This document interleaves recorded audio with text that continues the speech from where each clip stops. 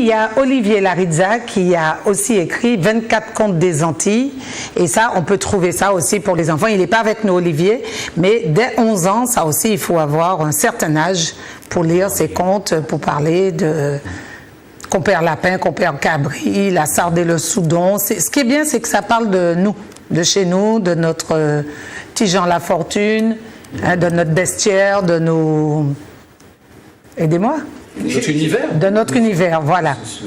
Mais j'ai l'impression que les contes, c'est parce qu'en Martinique, on a eu très tard les télévisions, certaines personnes, il n'y avait pas de radio, donc il fallait occuper les enfants, il fallait occuper les gens, donc on se racontait des contes, on écoutait parfois à la radio le maître de l'univers, il y avait le lion est mort ce soir, il y avait des trucs comme ça qu'on racontait et on n'avait pas de... Moi, quand je suis né, je ne connaissais pas la télévision, il fallait aller mais attends, tu n'es pas si vieux que ça, comment quand j'ai 61 quand même, hein, donc à l'époque, on allait à la télévision au bord du canal en face des pompiers, il y a un monsieur qui avait mis sa télé là et tout le monde allait regarder la télé. Donc, comme on était plus jeune, on n'avait pas de télé, et bien le soir, tout le monde s'accrochait à la radio ou bien on se racontait des histoires comme ça. Et il y a des contes aussi qui faisaient peur. Hein. Ah oui, bon, en général, les contes, ils font très peur. Par exemple, le cheval à 4 pattes ou 3 pattes là, eh ben, il ne fallait pas rester dehors à une certaine heure. Donc, on dit, ni cheval 3 pattes qui avait passer.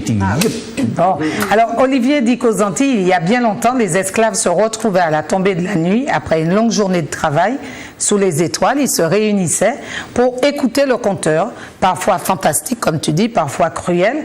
Le conte antillais se raconte comme une chanson, une devinette ou une histoire drôle, des récits pour rire et voyager. Olivier Larizza, il est métropolitain, on va dire ça, européen. Oui, européen. Et on regarde, alors là, il a adapté les contes aux Antilles, et là, il y a, je te laisse lire, Niège, c'est le roi de Trinidad. Il nous emmène dans la Caraïbe.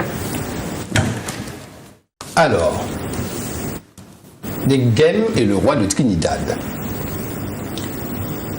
Il était une fois. Ça commence comme ça. Un homme de Trinidad s'ennuyait à mourir.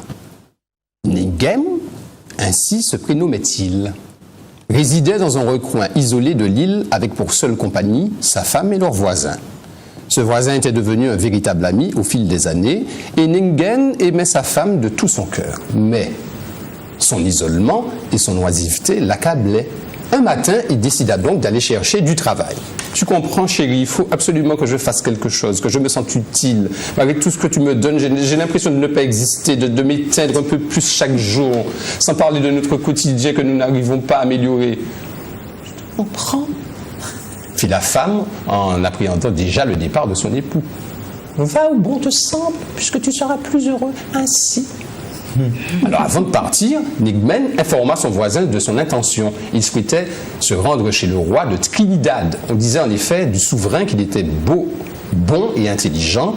Or, Nengem plaçait beaucoup d'espoir dans cette rencontre. Il demanda à son voisin de bien vouloir veiller sur sa femme en son absence. Celui-ci accepta en lui tendant un œuf bouilli. « Tiens, prends ça, tu le mangeras plus tard en signe d'amitié. » Et Nengem remercia son ami et se mit en route. Ça, c'est un extrait. C'est bien, hein?